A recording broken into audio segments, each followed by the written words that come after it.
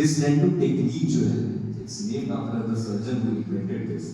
इसके फायदे क्या है कि आप पेशेंट को दूरबीन से जब भी ऑपरेट करते हैं तो आप 2 सेंटीमीटर का चीरा लगाते हैं, जिसकी वजह से पेशेंट को ब्लीडिंग नहीं होती है, पेशेंट में इन्फेक्शन का रिस्क कम होता है, पेशेंट के मसल्स को कम आप डिटैच करते हैं। आप बॉडी में बोन तक जब भी पहुंचते हैं तो कुछ सेट ऑफ मसल्स है जिसको आप डिटैच करते हैं, वो डिटैच ना करना पड़े, उस एनाटॉमी को डिस्टर्ब नहीं करना पड़े, इसके लिए एंडोस्कोपी टेक्निक है। जब आप कम ब्लीडिंग कराते हैं, कम चीरा लगाते हैं, कम इन्फेक्शन का रिस्क देते हैं, तो पेशेंट की रिकवरी भी उतनी ही फास्ट होती है। आजकल कोई भी पेशेंट आपको हॉस्पिटल में रुकना नहीं चाहता है। जब आप पेशेंट को दूरबीन से अप्रोच करते हैं तो 2 से 3 दिन में आप पेशेंट को डिस्चार्ज कर देते हैं।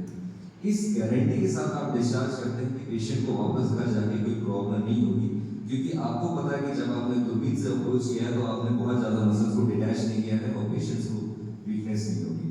तो this is the advantage of